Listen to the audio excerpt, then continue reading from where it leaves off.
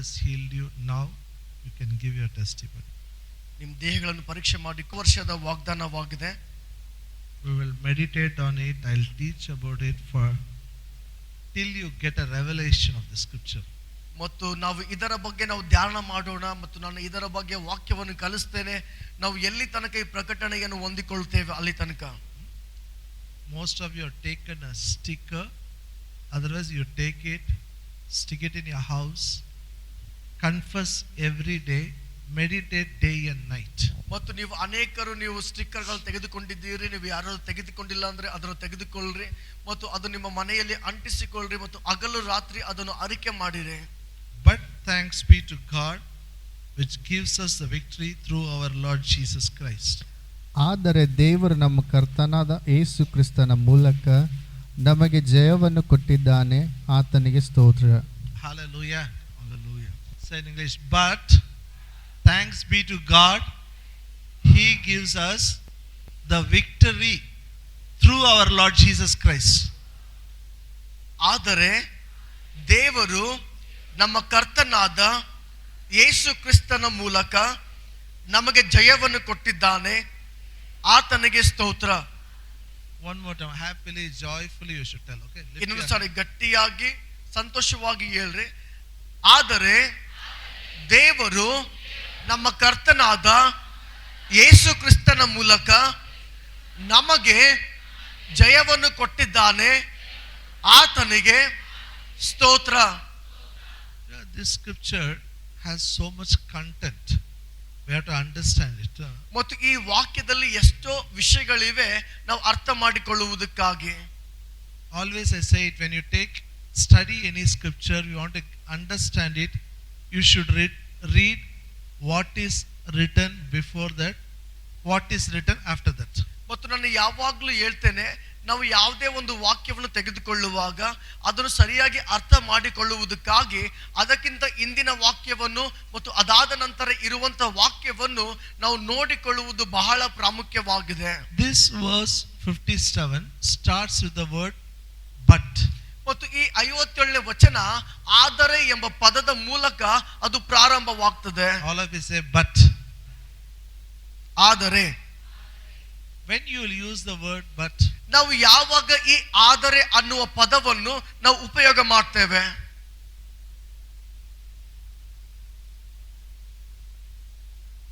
you will say something and say but something different you will tell. ನೀವು ಏನಾದರೂ ನೀವು ಹೇಳುವಾಗ ಆದರೆ ಅಂತ ಹೇಳಿ ಇನ್ನೊಂದು ವಿಷಯವನ್ನು ಹೇಳ್ತೀರಿ. This chapter quickly, 2 minutes I'll tell what is written before this verse 57. ಮತ್ತು 2 ನಿಮಿಷದಲ್ಲಿ ನಾನು ಹೇಳ್ತೇನೆ ಈ 57ನೇ ವಚನಕ್ಕಿಂತ ಮುಂದೆ ಏನು ಬರೆಯಲ್ಪಟ್ಟಿದೆ ಎಂಬುದಾಗಿ. Corinthians is a letter. Paul wrote a letter to the church. ಮತ್ತು ಕೊರಿಂಥ್ಯ ಅನ್ನುವುದು ಇದು ಒಂದು ಪತ್ರಿಕೆ ಆಗಿದೆ. ಪೌಲನು ಆ ಸಭೆಗೆ ಆತನು ಬರಿತಾನೆ. In 12th chapter it talks about gifts of the Holy Spirit. 12ನೇ ಅಧ್ಯಾಯದಲ್ಲಿ ಆತನು ಪವಿತ್ರಾತ್ಮನ ವರಗಳ ಬಗ್ಗೆ ಮಾತಾಡ್ತಾನೆ. 13th chapter he talks about love. 13ನೇ ಅಧ್ಯಾಯದಲ್ಲಿ ಆತನು ಪ್ರೀತಿಯ ವಿಷಯವಾಗಿ ಮಾತಾಡ್ತಾನೆ. 14th chapter again gifts of the Holy Spirit. 14ನೇ ಅಧ್ಯಾಯದಲ್ಲಿ ಮತ್ತೆ ವರಗಳ ಬಗ್ಗೆ ಮಾತಾಡ್ತಾನೆ. How we have to have a church service.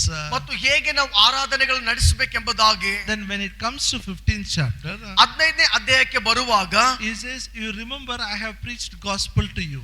ಮತ್ತು ಆತನು ಹೇಳ್ತಾನೆ, ನಿಮಗೆ ನೆನಪಿದೆಯಾ ನಾನೇ ನಿಮಗೆ ಸುವಾರ್ತೆಯನ್ನು ಸಾರಿದ್ದೇನೆ ಎಂಬುದಾಗಿ. Because I preached gospel you accepted Jesus. ನಾನು ನಿಮಗೆ ಸುವಾರ್ತೆಯನ್ನು ಸಾರಿದ ಕಾರಣ ನೀವು ಯೇಸುವನ್ನು ಸ್ವೀಕಾರ ಮಾಡಿದ್ದೀರಿ. What I preached, remember, let it be in your memory, don't forget. ಮತ್ತು ನಾನು ಯಾವುದನ್ನು ಸಾರಿದ್ದೇನೋ ಯಾವುದನ್ನು ಕಲಿಸಿದ್ದೇನೋ ಅದನ್ನು ಮರೆತು ಬಿಡಬೇಡಿರಿ, ನಿಮ್ಮ ನೆನಪಿನಲ್ಲಿ ಇಟ್ಟುಕೊಳ್ಳಿರಿ. What is a special in his preaching? ಮತ್ತು ಆತನ ಒಂದು ಸಾರುವಿಕೆಯಲ್ಲಿ ವಿಶೇಷತೆ ಏನಾಗಿತ್ತು? He says the gospel what I preached, not only I talked about Christ died for us, Christ died for our sins, also I talked about Christ is risen. ಮತ್ತು ಯಾವ ಸುವಾರ್ತೆಯನ್ನು ನಾನು ಸಾರಿದ್ದೇನೋ, ಪೌಲನು ಏನು ಹೇಳ್ತಾನೆ ಅಂದ್ರೆ, ಯಾವ ಸುವಾರ್ತೆಯನ್ನು ನಾನು ಸಾರಿದ್ದೇನೋ ಯೇಸು ನಿಮ್ಮ ಪಾಪಕ್ಕಾಗಿ ಮಾತ್ರ ಸಾಯುವುದಲ್ಲದೆ ನಿಮಗಾಗಿ ಮತ್ತೆ ಜೀವಂತವಾಗಿ ಎದ್ದು ಬಂದಿದ್ದಾನೆ ಎಂಬುದಾಗಿ ಸಾರಿದ್ದೇನೆ. So he says Christ died for us, he was buried and he is resurrected. ಆತನು ಹೇಳ್ತಾನೆ, ಕ್ರಿಸ್ತನು ನಮಗಾಗಿ ಸತ್ತನು, ಆತನು ಹೂಣಲ್ಪಟ್ಟನು, ಮತ್ತೆ ಪುನರುತ್ಥಾನವಾಗಿ ಎದ್ದು ಬಂದನು. And this message to tell I worked very hard. this message to tell, I worked very hard. Hard. Hard. This message of gospel to tell, I labored more, I worked more. ಮತ್ತು ಈ ಸುವಾರ್ತೆಯನ್ನು ಸಾರುವುದಕ್ಕೋಸ್ಕರ ನಾನು ಹೆಚ್ಚಾಗಿ ಶ್ರಮ ಪಟ್ಟಿದ್ದೇನೆ. I worked more than all the other apostles. ನಾನು ಎಲ್ಲ ಅಪೊಸ್ತಲರಿಗಿಂತ ಹೆಚ್ಚಾಗಿ ನಾನು ಶ್ರಮ ಪಟ್ಟಿದ್ದೇನೆ. I am least among all. ನಾನು ಎಲ್ಲರಿಗಿಂತ ಕನಿಷ್ಠನಾಗಿದ್ದೇನೆ. They all lived with Jesus. ಅವರೆಲ್ಲರೂ ಯೇಸುವಿನ ಜೊತೆ ಇದ್ದವರಾಗಿದ್ದರು. I worked more. ಆದ್ರೆ ಎಲ್ಲರಿಗಿಂತ ನಾನು ಹೆಚ್ಚಾಗಿ ಕೆಲಸ ಮಾಡಿದ್ದೇನೆ. Yet not I, but the grace of God. ಆದ್ರೆ ಅದು ನಾನಲ್ಲ, ಅದು ದೇವರ ಕೃಪೆಯಾಗಿದೆ. Then he says, not only Christ is risen, we also will be risen. ಮತ್ತು ಆತನು ಹೇಳ್ತಾನೆ, ಕೇವಲ ಯೇಸು ಪುನರುತ್ಥಾನವಾಗಿಲ್ಲ, ಆ ಯೇಸುವಿನ ಜೊತೆ ನಾವು ಸಹ ಪುನರುತ್ಥಾನವಾಗಿದ್ದೇವೆ. In the twinkling of light is going to come. ಮತ್ತು ಆತನ ಕಣ್ರೆಪ್ಪೆ ಬಡಿಯೋದ್ರೊಳಗಾಗಿ ಆತನು ಮತ್ತೆ ಬರ್ತಾನೆ. The trumpet will be blown. ಮತ್ತು ಅಲ್ಲಿ ಒಂದು ತುತ್ತೂರಿ ಊದಲ್ಪಡ್ತದೆ. We all will be taken up. ನಾವೆಲ್ಲರೂ ಮೇಲೆತ್ತಲ್ಪಡ್ತೇವೆ. Hallelujah. Hallelujah. Those who are dead in Jesus will come up. ಮತ್ತು ಯಾರು ಯೇಸುವಿನೊಂದಿಗೆ ಸತ್ತವರಾಗಿದ್ದಾರೋ ಅವರು ಮೇಲೆ ಬರ್ತಾರೆ. This body is a corruptible body. ಮತ್ತು ಈ ಒಂದು ದೇಹ ನಾಶವಾಗುವಂತ ದೇಹವಾಗಿದೆ. This will put on incorruptible. ಮತ್ತು ಈ ಒಂದು ನಾಶವಾಗುವಂತ ದೇಹದ ಮೇಲೆ ನಾಶವಾಗದೆ ಇರುವಂತ ಅಮರತ್ವ ಹೊಂದಿರುವಂತ ದೇಹ ಹಾಕಲ್ಪಡ್ತದೆ. This is mortal. This will become immortal. ಮತ್ತು ಇದು ನಾಶವಾಗುವಂತ ದೇಹ ನಾಶವಾಗದೆ ಇರುವಂತ ಒಂದು ವಸ್ತ್ರದಿಂದ ಧರಿಸಲ್ಪಡುತ್ತದೆ. Because the sin and death Jesus has conquered on behalf of you and me. ಯಾಕಂದ್ರೆ ನಿನ್ನ ಪರವಾಗಿ ನನ್ನ ಪರವಾಗಿ ಯೇಸು ಪಾಪಕ್ಕೆ ಮತ್ತು ಮರಣಕ್ಕೆ ಜಯಿಸಿದ್ದಾನೆ. We'll read verse 54. 54ನೇ ವಚನ ಓದೋಣ. ಲಯವಾಗುವ ಈ ದೇಹವು ನಿರ್ಲಯತ್ವವನ್ನು ಧರಿಸಿಕೊಂಡಾಗ, ಮರಣಾಧೀನವಾಗಿರುವ ಈ ದೇಹವು ಅಮರತ್ವವನ್ನು ಧರಿಸಿಕೊಂಡಾಗ ಬರೆದಿರುವ ಮಾತು ನೆರವೇರುವುದು. ಆ ಮಾತು ಏನೆಂದರೆ, ಮರಣವು ನುಂಗಿಯೇ ಹೋಯಿತು, ಜಯವಾಯಿತು ಎಂಬುದೇ. Hallelujah. Hallelujah. It talks about our future, okay? What is going to happen to this body? ಇದು ಎಲ್ಲ ಭವಿಷ್ಯತ್ತಿನ ಬಗ್ಗೆ ಮಾತಾಡ್ತದೆ. ಭವಿಷ್ಯತ್ತಿನಲ್ಲಿ ನಮ್ಮ ದೇಹಕ್ಕೆ ಏನಾಗ್ತದೆ ಎಂಬುದಾಗಿ. Death is swallowed up in victory. ಲಯವಾಗುವ ಈ ದೇಹವು ನಿರ್ಲಯತ್ವವನ್ನು ಜಯವನ್ನು ಹೊಂದುವುದು. ಮರಣವು ನುಂಗಿಯೇ ಹೋಯಿತು, ಜಯವಾಯಿತು. ಎಲ್ಲೋ ಕನ್ನಡದಲ್ಲಿ ಹೇಳ್ರಿ, ಮರಣವು ನುಂಗಿಯೇ ಹೋಯಿತು, ಜಯವಾಯಿತು. Hallelujah. Hallelujah. So now death is not a problem for us. ಈಗ ಮರಣ ನಮಗೆ ಸಮಸ್ಯೆ ಅಲ್ಲ. We are not afraid of death. ನಾವು ಮರಣದ ಬಗ್ಗೆ ನಾವು ಚಿಂತೆ ಭಯ ಪಡುವುದಿಲ್ಲ. So he is asking a question next. ಆತನು ಮುಂದೆ ಪ್ರಶ್ನೆಯನ್ನು ಕೇಳ್ತಾ ಇದ್ದಾನೆ. Oh death, where is your stink? ಮರಣವೇ ನಿನ್ನ ವಿಷದ ಕೊಂಡಿಯಲ್ಲಿ. Oh grave, where is your victory? ಮರಣವೇ ನಿನ್ನ ಜಯವೆಲ್ಲಿ.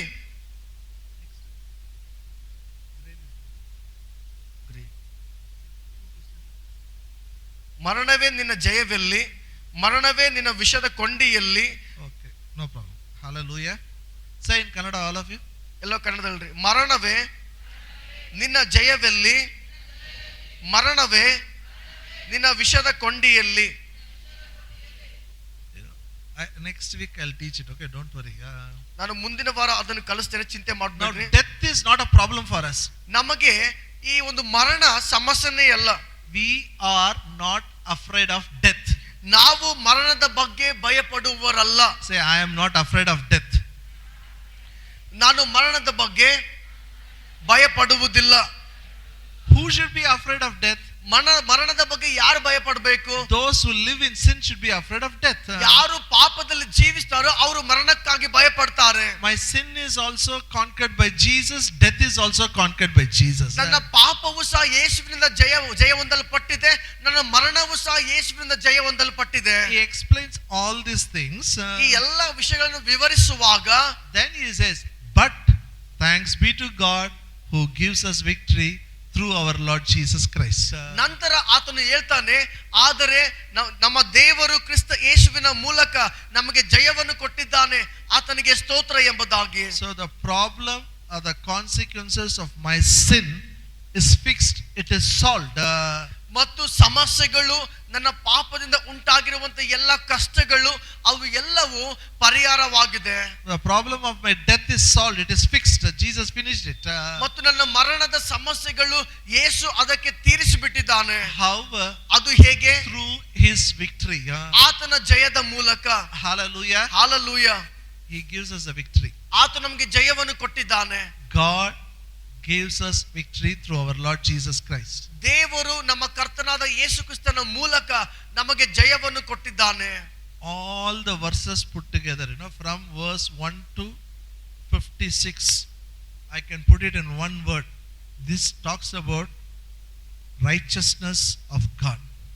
ಮತ್ತು 1ನೇ ವಚನದಿಂದ 56ನೇ ವಚನವನ್ನು ನಾವು ಎಲ್ಲ ಒಟ್ಟಾಗಿ ಸೇರಿಸಿ ಒಂದೇ ಪದದಲ್ಲಿ ಹೇಳಬೇಕಾದ್ರೆ ಅದು ದೇವರ ನೀತಿಯಾಗಿದೆ. All of us say righteousness of God. ದೇವರ ನೀತಿಯಾಗಿದೆ. Thanks be to God who gives us victory through our Lord Jesus Christ. ದೇವರು ನಮ್ಮ ಕರ್ತನಾದ ಯೇಸು ಕ್ರಿಸ್ತನ ಮೂಲಕ ನಮಗೆ ಜಯವನ್ನು ಕೊಟ್ಟಿದ್ದಾನೆ. ಆತನಿಗೆ ಸ್ತೋತ್ರ. Then verse 58 it says, therefore my beloved brethren. 58ನೇ ವಚನ ಹೇಳ್ತದೆ, ಆದದರಿಂದ ನನ್ನ ಪ್ರಿಯ ಸಹೋದರರೇ. Because we have a victory, because sin and death is already taken care, now we have to do something. ನಮಗೆ ಜಯವಿರುವ ಕಾರಣ, ನಮ್ಮ ಪಾಪ ಮರಣ ಅದು ಅದರಿಂದ ನಾವು ಜಯಿಸಿರುವ ಕಾರಣ ನಾವು ಅದಕ್ಕಾಗಿ ಏನೋ ಮಾಡಬೇಕು. Therefore my beloved brethren, be steadfast, unmovable, always abounding in the work of the Lord, for as much as you know that your labor is not vain in the Lord.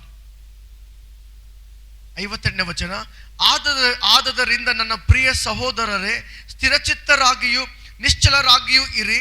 ನೀವು ಕರ್ತನ ಸೇವೆಯಲ್ಲಿ ಪಡುವ ಪ್ರಯಾಸವು ನಿಷ್ಫಲವಾಗುವುದಿಲ್ಲವೆಂದು ತಿಳಿದು ಕರ್ತನ ಕೆಲಸವನ್ನು ಯಾವಾಗಲೂ ಅತ್ಯಾಸಕ್ತಿಯಿಂದ ಮಾಡುವವರಾಗಿರಿ. Say in Kannada, all of you say Kannada. ಎಲ್ಲೋ ಕನ್ನಡದಲ್ಲಿ ಹೇಳ್ರಿ. ಆದದರಿಂದ ನನ್ನ ಪ್ರಿಯ ಸಹೋದರರೇ, ಸ್ಥಿರಚಿತ್ತರಾಗಿಯೂ ನಿಶ್ಚಲರಾಗಿಯೂ ಇರಿ. ನೀವು ಕರ್ತನ ಸೇವೆಯಲ್ಲಿ ಪಡುವ ಪ್ರಯಾಸವು ನಿಷ್ಫಲವಾಗುವುದಿಲ್ಲವೆಂದು ತಿಳಿದು ಕರ್ತನ ಕೆಲಸವನ್ನು ಯಾವಾಗಲೂ ಅತ್ಯಾಸಕ್ತಿಯಿಂದ ಮಾಡುವರಾಗಿರಿ. Hallelujah. Hallelujah. Now this is important. We have to do this. ಇದು ಪ್ರಾಮುಖ್ಯವಾಗಿದೆ. ನಾವು ಇದನ್ನು ಮಾಡಬೇಕಾಗಿದೆ. Hallelujah. Hallelujah. So nice. Christmas season is so nice, ಮತ್ತು ಕ್ರಿಸ್ಮಸ್ ಈ ಒಂದು ಸಮಯ ಬಹಳ ಚೆನ್ನಾಗಿತ್ತು. Carols is nice. Carols- Christmas celebration is nice. Carroll's ಚೆನ್ನಾಗಿತ್ತು, ಕ್ರಿಸ್ಮಸ್ ಆಚರಣೆ ಚೆನ್ನಾಗಿತ್ತು. Fasting prayer, very good feeling. ಮತ್ತು ಉಪವಾಸ ಪ್ರಾರ್ಥನೆ ಬಹಳ ಚೆನ್ನಾಗಿ ಅನಿಸ್ತಾ ಇತ್ತು. Now New Year also is over. ಹೊಸ ವರ್ಷ ಸಹ ಮುಗಿದೋಯ್ತು. Now you have to start your work. ಈಗ ನಿಮ್ಮ ಕೆಲಸ ನೀವು ಪ್ರಾರಂಭ ಮಾಡಬೇಕು. Amen. Therefore my beloved brethren, ಆದದರಿಂದ ನನ್ನ ಪ್ರಿಯ ಸಹೋದರರೇ, be steadfast, unmovable. ಸ್ಥಿರಚಿತ್ತರಾಗಿಯೂ ನಿಶ್ಚಲರಾಗಿಯೂ ಇರಿ. Means be firm, do not be shaken. ಮತ್ತು ಆತನು ಹೇಳ್ತಾನೆ, ನೀವು ದೃಢವಾಗಿರಿ, ಅಲುಗಾಡಿಸಲ್ಪಡದಿರಿ. Why you should be firm, why you should not be shaken? ಯಾಕೆ ನೀವು ದೃಢವಾಗಿರಬೇಕು, ಯಾಕೆ ನೀವು ಅಲುಗಾಡಬಾರದು? Christ died, he was buried, he was risen. ಕ್ರಿಸ್ತನು ಸತ್ತನು, ಉಣಲ್ಪಟ್ಟನು, ಮತ್ತೆ ಪುನರುತ್ಥಾನವಾಗಿ ಎದ್ದಿದ್ದಾನೆ. My sin and my death he has already taken care. ನನ್ನ ಪಾಪವನ್ನು, ನನ್ನ ಮರಣವನ್ನು ಆತನು ಜಯಿಸಿದ್ದಾನೆ. There is no need to worry about it. ಅದರ ಬಗ್ಗೆ ಚಿಂತೆ ಮಾಡುವುದು ಬೇಕಾಗಿಲ್ಲ. I will be steadfast, I will not be shaken. ಮತ್ತು ನಾನು ದೃಢವಾಗಿರ್ತೇನೆ ಮತ್ತು ನಾನು ಅಲುಗಾಡಿಸಲ್ಪಡುವುದಿಲ್ಲ. Hallelujah. Hallelujah. Say, I will be steadfast, I will not be shaken. ನಾನು ದೃಢವಾಗಿರ್ತೇನೆ, ನಾನು ಅಲುಗಾಡುವುದಿಲ್ಲ. Problems come, problems will go. Things will come, things will go.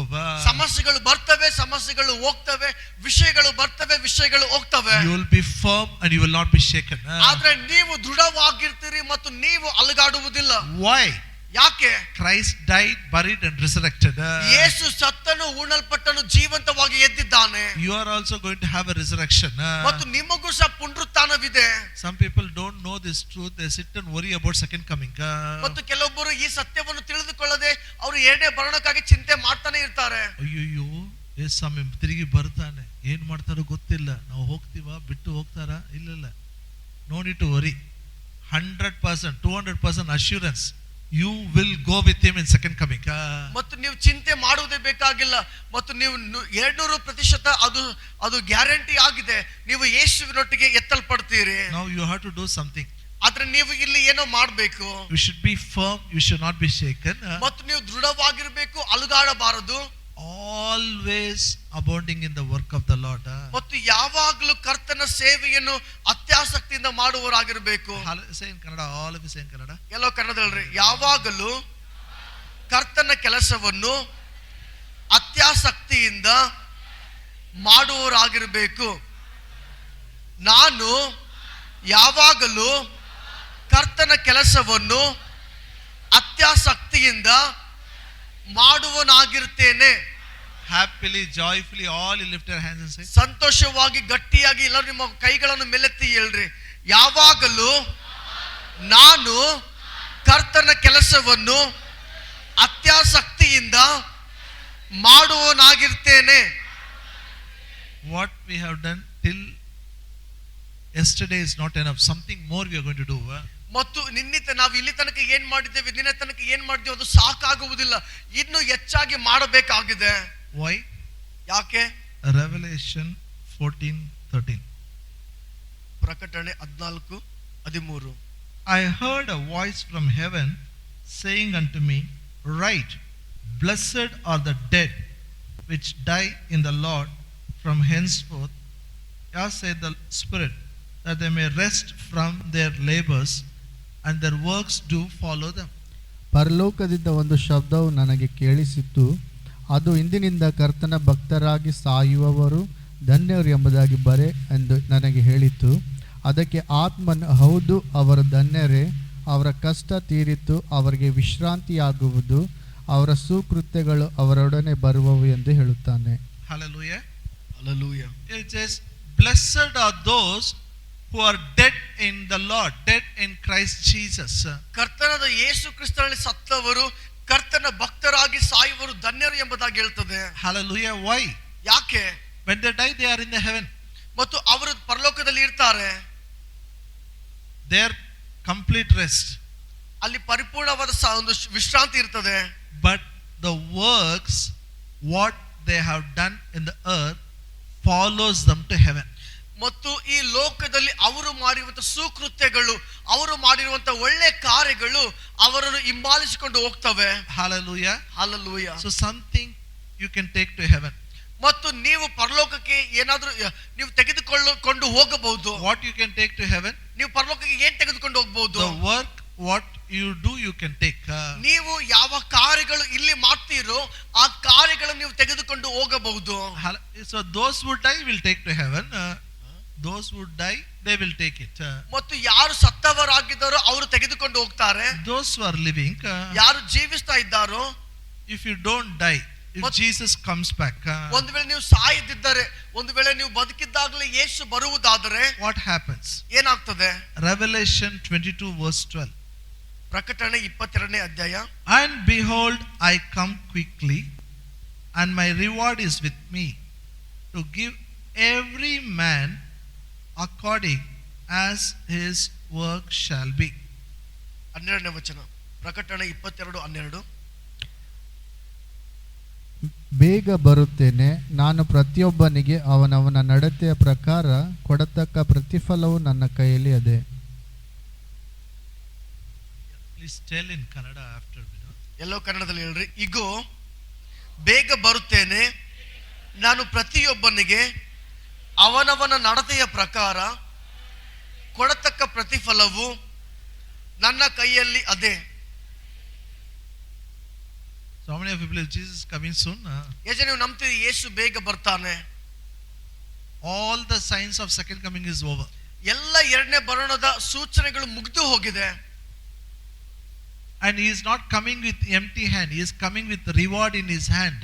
ಮತ್ತು ಆತನು ಬರಿಗೈಯಿಂದ ಬರ್ತಾ ಇಲ್ಲ, ತನ್ನ ಕೈಯಲ್ಲಿ ಆತನು ಬಹುಮಾನ ತೆಗೆದುಕೊಂಡು ಬರ್ತಾ ಇದ್ದಾನೆ. How many of you want to receive reward from Jesus? ಎಷ್ಟು ಜನರಿಗೆ ಯೇಸುವಿನಿಂದ ಒಂದು ಬಹುಮಾನ ಬೇಕಾಗಿದೆ? When he is bringing his reward, he says he will give to them Every man. All of you say every man. ಪ್ರತಿಯೊಬ್ಬ ಮನುಷ್ಯನು. He is not telling only for few people. Every man will receive reward. ಮತ್ತು ಆತನು ಕೆಲವರಿಗೆ ಮಾತ್ರ ಹೇಳ್ತಾ ಇಲ್ಲ, ಆತನು ಎಲ್ಲರಿಗೆ ಹೇಳ್ತಾ ಇದ್ದಾನೆ. Hallelujah. Hallelujah. Say one more time. Every man will receive reward. ಪ್ರತಿಯೊಬ್ಬ ಮನುಷ್ಯನು ಬಹುಮಾನವನ್ನು ಹೊಂದುವನು according to his work. ಆತನ ನಡತೆ, ಆತನ ಕಾರ್ಯದ ಪ್ರಕಾರ. So the abounding in good works is God's work is very important.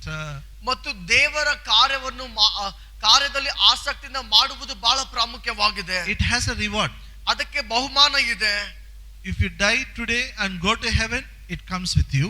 ನೀವು ಇವತ್ತು ಸತ್ತರೆ ಆ ಒಂದು ಒಳ್ಳೆ ಕಾರ್ಯಗಳು ನಿಮ್ಮಿಂದ ಬರ್ತದೆ. If Jesus comes back, you have a reward. ಯೇಸು ಬರುವುದಾದ್ರೆ ನಿಮಗೆ ಬಹುಮಾನವಿರ್ತದೆ. So what we should do? ನಾವೇನ್ ಮಾಡ್ಬೇಕು? We should not keep quiet. ನಾವು ಸುಮ್ಮನಿರಬಾರದು. Hallelujah. Hallelujah. I don't know till last year what we have done, but this year we should abound in the work of the Lord. ಮತ್ತು ನಾವು ಕಳೆದ ವರ್ಷವೆಲ್ಲ ಮಾಡಿದ್ದೇವೆ, ಆದ್ರೆ ಈ ವರ್ಷ ನಾವು ಕರ್ತನ ಸೇವೆಯನ್ನು ಇನ್ನೂ ಆಸಕ್ತಿಯಿಂದ ಹೆಚ್ಚಾಗಿ ಮಾಡುವರಾಗಿರಬೇಕು. Always I will abound in the work of the Lord. ನಾನು ಯಾವಾಗಲೂ ಕರ್ತನ ಕೆಲಸವನ್ನು ಅತ್ಯಾಸಕ್ತಿಯಿಂದ ಮಾಡುತ್ತೇನೆ. Now what is the work of the Lord? ಕರ್ತನ ಕೆಲಸ ಅಂದ್ರೆ ಏನು? Are you with me? ನನ್ನೊಟ್ಟಿಗಿದ್ದೀರಾ? So when we do the work of the Lord, we have a reward. ನಾವು ಕರ್ತನ ಕೆಲಸ ಮಾಡಿದಾಗ ನಮಗೆ ಬಹುಮಾನವಿರುತ್ತದೆ. When we do the work of the Lord, it comes with us to heaven. ಮತ್ತು ಕರ್ತನ ಕೆಲಸವನ್ನು ನಾವು ಮಾಡಿದಾಗ ಆ ಕಾರ್ಯಗಳು ನಮ್ಮಿಂದ ಬರ್ತವೆ. So what is the work of the Lord? ಕರ್ತನ ಕೆಲಸ ಅಂದ್ರೆ ಏನು? Hello, are you here? ನನ್ನೊಟ್ಟಿಗಿದ್ದೀರಾ? What is the work of the Lord? ಕರ್ತನ ಕೆಲಸ ಅಂದ್ರೆ ಏನು? You know, it should be very clear for us. We should not have any doubt, because if you know only, we will do it. ಇದು ನಮಗೆ ಬಹಳ ಸ್ಪಷ್ಟವಾಗಿರಬೇಕು. ಇದರಲ್ಲಿ ನಮಗೆ ಯಾವುದೇ ಸಂಶಯಗಳು ಇರಬಾರ್ದು. ನಮಗೆ ಗೊತ್ತಾದ ಮೇಲೆ ಮಾತ್ರನೇ ನಾವು ಅದನ್ನು ಮಾಡಕ್ಕಾಗ್ತದೆ. First, we should have a clear understanding what God has done for our sin. ಮತ್ತು ಮೊದಲನೇದಾಗಿ ನಮಗೆ ಒಂದು ಪರಿಪೂರ್ಣವಾದ ಒಂದು ಅರ್ಥ ಇರಬೇಕು, ನಮ್ಮ ಪಾಪಕ್ಕಾಗಿ ದೇವರು ಏನು ಮಾಡಿದ್ದಾನೆ ಎಂಬುದಾಗಿ. Second, He has given us victory. ಮತ್ತು ಎರಡನೇದಾಗಿ ಆತ ನಮಗೆ ಜಯವನ್ನು ಕೊಟ್ಟಿದ್ದಾನೆ. Now third is we are supposed to abound in the work of the Lord. ಮತ್ತು ಮೂರನೇದಾಗಿ ನಾವು ಕರ್ತನ ಕೆಲಸವನ್ನು ನಾವು ಆಸಕ್ತಿಯಿಂದ ಮಾಡಬೇಕು, ಹೆಚ್ಚಾಗಿ ಮಾಡಬೇಕು. And we have a reward for it. ಮತ್ತು ಅದಕ್ಕಾಗಿ ನಮಗೆ ಬಹುಮಾನವಿದೆ. Now I am asking you, what is the work of the Lord? ಈಗ ನಾನು ಕೇಳ್ತಾ ಇದ್ದೇನೆ, ಕರ್ತನ ಕೆಲಸ ಅಂದ್ರೆ ಏನು? Okay, all of you at least tell the question after it. ಎಲ್ಲರೂ ಒಂದು ಪ್ರಶ್ನೆ ನನ್ನಿಂದ ಹೇಳ್ರಿ, ಕರ್ತನ ಕೆಲಸ ಅಂದ್ರೆ ಏನು? Ask your neighbor. What ನಿಮ್ is it? ಪಕ್ಕದವ್ರು ಕೇಳ್ರಿ. You should ask like this. I want to see your hand. Okay. ನಿಮ್ ಬೇಳೆಗಳು ನೋಡ್ಬೇಕು. ಈ ತರ ಕೇಳ್ರಿ, ಕರ್ತನ ಕೆಲಸ ಅಂದ್ರೆ ಏನು? Did you get any reply? ಅವರಿಂದ ಏನಾದ್ರೂ ಉತ್ತರ ಬಂತ? What reply you got? ಸುವಾರ್ತೆ. ಸೊ ಸುವಾರ್ತೆ ಸಾರಿಲ್ಲನ ಕರ್ತನ ಕೆಲಸ ಮಾಡಿಲ್ಲ. ಸುವಾರ್ತೆ ಸಾರಿಲ್ಲ, ಬಹುಮಾನ ಇಲ್ಲ.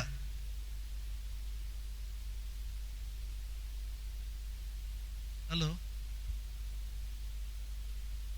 I know. See, first thing is all of us should preach gospel. There is no doubt about it. ಮೊಟ್ಟ ಮೊದಲದಾಗಿ ನನಗೆ ಗೊತ್ತು, ಪ್ರತಿಯೊಬ್ಬರು ಸುವಾರ್ತೆಯನ್ನು ಸಾರಬೇಕು. Everyone should preach gospel. ಪ್ರತಿಯೊಬ್ಬರು ಸುವಾರ್ತೆಯನ್ನು ಸಾರಬೇಕು. But work of the Lord means the work which the Lord has given. ಮತ್ತು ಕರ್ತನ ಕೆಲಸ ಅಂದರೆ ಯಾವ ಕೆಲಸ ದೇವರು ನಮಗೆ ಕೊಟ್ಟಿದ್ದಾನೆ. Any work, any responsibility which God has given is very important.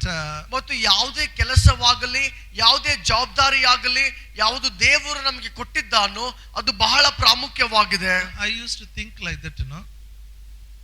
Only this, when we leave everything and come for full-time ministry, God is pleased. This is more important all the other works are not so important. ಮತ್ತು ನಾನು ಪ್ರಾರಂಭದಲ್ಲಿ ಈ ರೀತಿ ಯೋಚನೆ ಮಾಡ್ತಿದ್ದೆ, ನಾವು ಎಲ್ಲವನ್ನು ಬಿಟ್ಟು ನಾವು ಪೂರ್ಣವಾಗಿ ಸೇವೆಗೆ ಬಂದ್ರೆ ದೇವರಿಗೆ ಮೆಚ್ಚುಗೆ ಆಗ್ತದೆ. And many conferences they will tell like that, live and come to Jesus. ಮತ್ತು ಅನೇಕ ಕೂಟಗಳಲ್ಲಿ ಅದೇ ಹೇಳ್ತಾರೆ, ಎಲ್ಲವನ್ನು ಬಿಟ್ಟು ಯೇಸುವಿನ ಬಳಿಗೆ ಬನ್ರಿ. God is asking, whom shall I send who will go in my name? ಮತ್ತು ದೇವರು ಕೇಳ್ತಿದ್ದಾನೆ, ನಾನು ಯಾರನ್ನು ಕಳಿಸಲು, ಯಾರು ನನ್ನ ಹೆಸರಿನಲ್ಲಿ ಹೋಗ್ತಾರೆ. So everybody will resign the government job and come for full time ministry. ಮತ್ತು ಎಲ್ಲರೂ ಸರ್ಕಾರಿ ನೌಕರಿ ರಾಜೀನಾಮೆ ಮಾಡಿ ಅವರು ಪೂರ್ಣ ಸೇವೆಗೆ ಬರ್ತಾರೆ. You know, when I'm preaching, some are thinking that ಇದೆಲ್ಲ ಬಿಟ್ಟಿಟ್ಟು ನಾವು ದೇವರ ಸೇವೆ ಮಾಡಿದ ಎಷ್ಟು ಸಮಾಧಾನ, ಎಷ್ಟು ಶಾಂತಿ, like that you are thinking. ಮತ್ತು ಎಷ್ಟು ಜನ ಯೋಚನೆ ಮಾಡ್ತಾರೆ, ನಾವು ದೇವ ಸೇವೆ ಮಾಡುವಾಗ ಎಷ್ಟು ಸಮಾಧಾನವಿರ್ತದೆ, ಸಂತೋಷವಿರ್ತದೆ. No, every man has a reward. ಪ್ರತಿಯೊಬ್ಬ ಮನುಷ್ಯನಿಗೆ ಅಲ್ಲಿ ಬಹುಮಾನವಿದೆ. Tell him, every man has a reward. ಪಕ್ಕದವಳ್ರಿ, ಪ್ರತಿಯೊಬ್ಬ ಮನುಷ್ಯನಿಗೆ ಬಹುಮಾನವಿದೆ.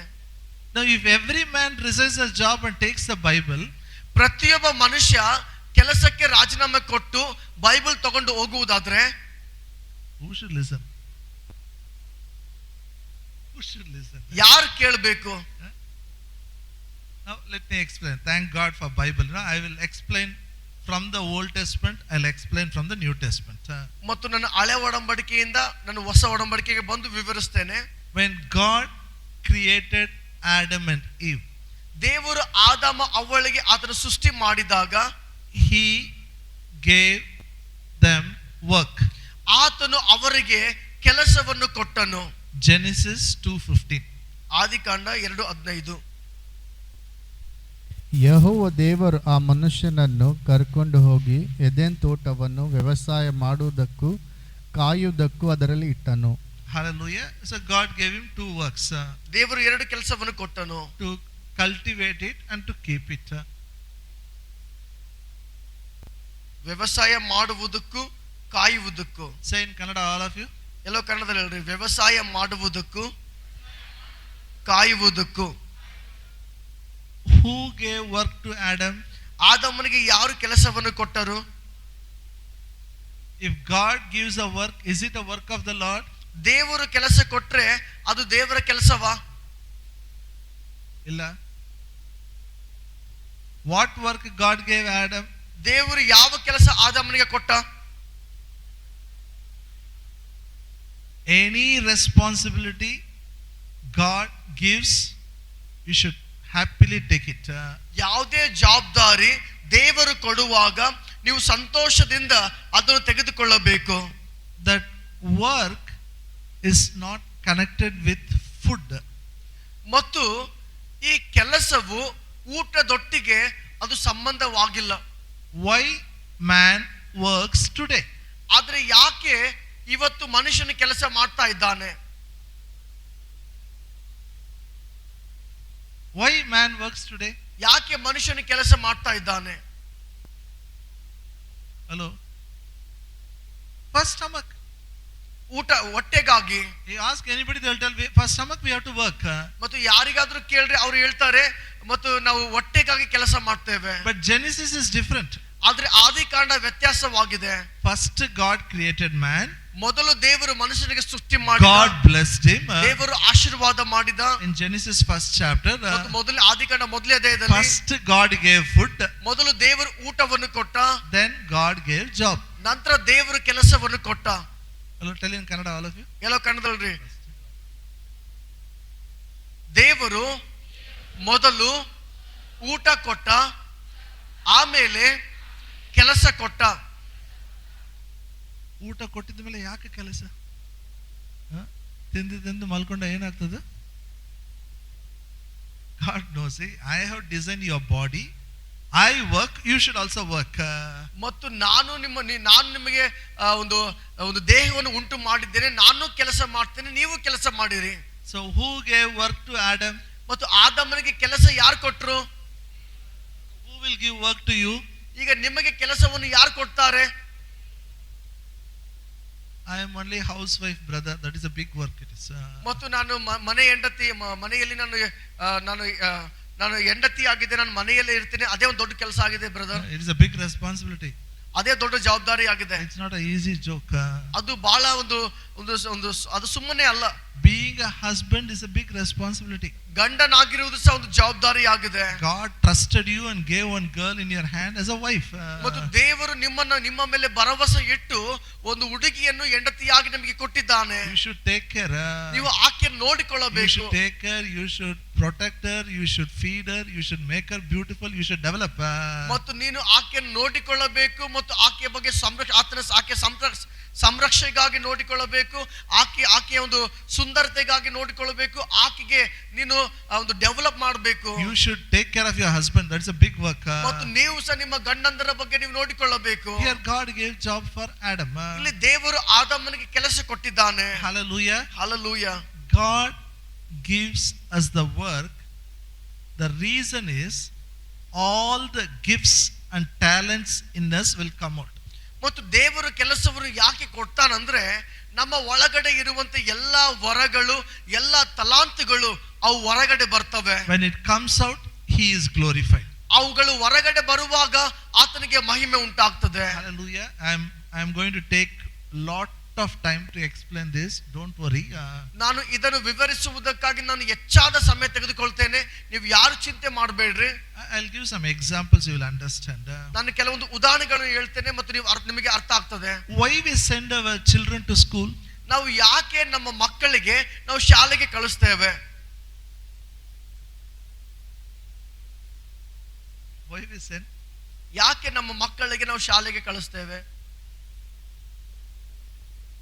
Study. ಓದುವುದಕ್ಕಾಗಿ. If you study tomorrow, you'll get a job. ಮತ್ತು ಇವತ್ತು ಚೆನ್ನಾಗಿ ಓದಿದ್ರೆ ನಾಳೆ ನಿನಗೆ ಕೆಲಸ ಸಿಗ್ತದೆ. Tomorrow if you get a job, you will get a good girl for marriage. ಮತ್ತು ನಾಳೆ ನಿನಗೆ ಕೆಲಸ ಸಿಕ್ಕರೆ ಮದುವೆ ಆಗಕ್ಕೆ ಒಳ್ಳೆ ಹುಡುಗಿ ಸಿಗ್ತಾಳೆ. We all keep targets, no? ನಾವೆಲ್ಲರೂ ಗುರಿಗಳು ಇಡ್ತೇವೆ. Some parents ನೀ at least ನೀ ಒಬ್ಬನಿಗೆ ಜಾಬ್ ಸಿಗ್ತದೆ ನಮ್ಮ ಪರಿವಾರ ಮೇಲೆ ಬರ್ತದಪ್ಪ. He said, no, why you want to depend? Even he should not depend on his job for his future. Why you want to depend on his job? ಮತ್ತು ಅವನ ಕೆಲಸದ ಮೇಲೆ ಅವನ ಭವಿಷ್ಯತ್ತು ಮೇಲೆ ಬರ್ತದೆ. ಆದ್ರೆ ನೀನ್ ಯಾಕೆ ಅವನ ಕೆಲಸದ ಮೇಲೆ ಆತುಕೊಂಡಿರುತ್ತೆ? When they go to school, so many things will happen in the school. Not only studies, sports will be there, competitions will be there. You will come to know what is gift in you, what is gift in them. It will come out. That's very important. ಮತ್ತು ನಾವು ಶಾಲೆಗೆ ಹೋದಾಗ ಅನೇಕ ಕಾರ್ಯಗಳು ಆಗ್ತವೆ. ವಿದ್ಯಾಭ್ಯಾಸ ಅಲ್ಲದೆ ವಿದ್ಯಾಭ್ಯಾಸವಿರ್ತದೆ, ಸ್ಪರ್ಧೆಗಳಿರ್ತದೆ, ಆಟ ಇರ್ತದೆ. ಮತ್ತು ಅಲ್ಲಿ ಹೋದಾಗ ನಮ್ಮ ತಲಾಂತುಗಳು ನಮ್ಮ ವರಗಳು ಅವು ಹೊರಗಡೆ ಬರ್ತವೆ. The gifts and talents will help you to serve the Lord. ಮತ್ತು ಆ ವರಗಳು ತಲಾಂತುಗಳು ನಾವು ದೇವರ ಸೇವೆ ಮಾಡುವುದಕ್ಕೆ ಸಹಾಯ ಮಾಡುತ್ತವೆ. Are you with me? ನನ್ನೊಟ್ಟಿಗಿದ್ದೀರಾ? I also studied in a school. ಮತ್ತು ನಾನು ಸಹ ಶಾಲೆಯಲ್ಲಿ ಓದಿದ್ದೇನೆ. I'll never play sports. ಮತ್ತು ನಾನು ಆಟವನ್ನೇ ಆಡಿಲ್ಲ. I will not play any competitions. Nothing I will do. ನಾನು ಯಾವುದೇ ಸ್ಪರ್ಧೆಗಳನ್ನು ಆಡ್ತಾ ಇರಲಿಲ್ಲ. Everybody will play, but I will not play. ಎಲ್ಲರೂ ಆಟ ಆಡ್ತಾ ಇದ್ರು, ನಾನು ಆಟ ಆಡ್ತಾ ಇರಲಿಲ್ಲ. One day my Tamil teacher called me. ಒಂದಿನ ನನ್ನ ತಮಿಳ್ ಟೀಚರ್ ಕರೆದ್ರು. Because I was not good in English also that time. ಮತ್ತು ಆ ಸಮಯದಲ್ಲಿ ಇಂಗ್ಲಿಷ್ ನಲ್ಲಿ ನನಗೆ ಇಂಗ್ಲಿಷ್ ಚೆನ್ನಾಗಿ ಬರ್ತಾ ಇರಲಿಲ್ಲ. She said, you talk Tamil well, so you should give vote of thanks in the one meeting. One Tamil function was there. You should give vote of thanks. ಮತ್ತು ಆಕೆ ಹೇಳಿದ್ರು, ನಿನಗೆ ತಮಿಳ್ ಚೆನ್ನಾಗಿ ಬರ್ತದೆ, ಅದಕ್ಕಾಗಿ ಒಂದು ಸಮಾರಂಭದಲ್ಲಿ ನೀನು ತಮಿಳಲ್ಲಿ ಧನ್ಯವಾದಗಳು ವಂದನಾರ್ಪಣೆ ಹೇಳಬೇಕು. I said I can't do it. ಮತ್ತು ನಾನು ಹೇಳಿದೆ ನನಗೆ ಮಾಡಕ್ಕಾಗಲ್ಲ. Don't worry, I will write and give. You just read it enough. ಮತ್ತು ಆಕೆ ಹೇಳಿದಳು, ನೀ ಭಯ ಪಡಬೇಡ, ನಾನು ಎಲ್ಲ ಬರೆದು ಕೊಡ್ತೇನೆ, ಅದನ್ನು ಓದಿಬಿಡು. You by heart it, otherwise you read it. ಅದು ಭಯಪಟ್ಟಾದ್ರೂ ಮಾಡು, ಇಲ್ಲಾಂದ್ರೆ ಓದಿಬಿಡು. She wrote on 2 lines. ಆಕೆ 2 ಲೈನ್ ಬರೆದು ಕೊಟ್ಟಳು. Whole night I didn't sleep. I was only memorizing that. ನಾನು ರಾತ್ರಿ ಎಲ್ಲ ಮಲಗಲೇ ಇಲ್ಲ, ಅದನ್ನೇ ನೆನಪು ಮಾಡಿಕೊಳ್ತಾ ಇದ್ದೆ, ಬಾಯ್ಪಾಠ ಮಾಡ್ತಾ ಇದ್ದೆ. Next day function started. ಮರುದಿನ ಸಮಾರಂಭ ಪ್ರಾರಂಭ ಆಯ್ತು. They announced my name. ಅವ್ರು ನನ್ನ ಹೆಸರು ಹೇಳಿದ್ರು. The moment they announced my name, I was so tensed. ಮತ್ತು ಯಾವಾಗ ಅವ್ರು ನನ್ನ ಹೆಸರು ಹೇಳಿದ್ರು, ನನಗೆ ಅವಾಗೆ ಒತ್ತಡ ಸ್ಟಾರ್ಟ್ ಆಯ್ತು. And when I took the mic in my hand, finished now. Hand is shivering like this. ಮತ್ತು ನನ್ನ ಕೈಯಲ್ಲಿ ಮೈಕ್ ಹಿಡಿದಾಗ ನನ್ನ ಕೈಗಳು ನಡುಗ್ತಾ ಇದ್ವು. One side sweat, one side hand is shivering, one side knees are shaking. ಒಂದು ಕಡೆ ಬೆವರು ಬಿಡ್ತಾ ಇದೆ, ಒಂದು ಕಡೆ ಕೈ ನಡುಗ್ತಾ ಇದೆ, ಕಾಲುಗಳು ನಡುಗ್ತಾ ಇದೆ. in all these things, the paper what I wrote flow away. It is not with me now. It's ಮತ್ತು gone. ಈ ಎಲ್ಲ ನಡೀತಾ ಇರುವಾಗ ನಾನು ಯಾವ ಪತ್ರ ಬರ್ಕೊಂಡು ಬಂದಿದ್ದೆ ಆ papers ಆರಿಬಿಟ್ಟಿತ್ತು. Now I remember I had to start my speech like honorable chief guest. Only that I remember. ಮತ್ತು ನನಗೆ ಮತ್ತು ಅಲ್ಲಿ ಒಂದೇ ನೆನಪಿತ್ತು ಮತ್ತು ಮತ್ತು ವೇದಿಕೆ ಮೇಲೆ ಮುಖ್ಯ ಅತಿಥಿಗಳು ಎಂಬುದಾಗಿ. Always when we memorize, we remember only the first word. If you forget also, we should start from the beginning. Only then it will come. ಮತ್ತು ನಾವು ಯಾವಾಗಲೂ ನಾವು ಒಂದು ಬಾಯ್ಪಾಠ ಮಾಡಿದಾಗ ಮೊದಲನೇ ಪದವನ್ನೇ ಬಾಯ್ಪಾಠ ಮಾಡಿರ್ತೇವೆ. ನಾವು ಮರ್ತೋದ್ರೂ ಸಹ ಆ ಮೊದಲನೇ ಪದ ಹೇಳಿದಾಗ ಮತ್ತೆ ಎಲ್ಲ ಬಂದ್ಬಿಡ್ತದೆ. So I started honorable chief guest. ಮತ್ತು ನಾನು ಹೇಳಿದೆ ಗೌರವರಾದ ಮುಖ್ಯ ಅತಿಥಿಗಳೇ. Now name I forgot. ಅವ್ರ ಹೆಸರು ಮರ್ತು ಬಿಟ್ಟೆ. Paper is not there. Paper ಇಲ್ಲ, only shaking. ಬರೇ ಅಲಗಾಡ್ತಾ ಇದೆ. Then again, okay, honorable chief guest. ಮತ್ತೆ ಮುಖ್ಯ ಅತಿಥಿಗಳೇ. 3 times I'm telling honorable chief guest, honorable chief guest. I'm not going front. ನಾನು 3 ಸಾರಿ ಹೇಳ್ತಿದ್ದೀನಿ ಮುಖ್ಯ ಅತಿಥಿಗಳೇ, ಆದ್ರೆ ಮುಂದೆ ಹೋಗ್ತಾ ಇಲ್ಲ. The chief guest only got up and told, my name is this, tell me my name. ಆ ಮುಖ್ಯ ಅತಿಥಿನೇ ಎದ್ದು ಬಂದು ಹೇಳಿದ್ರು ನನ್ನ ಹೆಸರು ಇದಾಗಿದೆ, ನನ್ನ ಹೆಸರು ಹೇಳು. Somehow I finished vote of thanks. ನಾನು ಹೇಗೋ ನನ್ನ ಧನ್ಯವಾದಗಳು ಮುಗಿಸಿದೆ.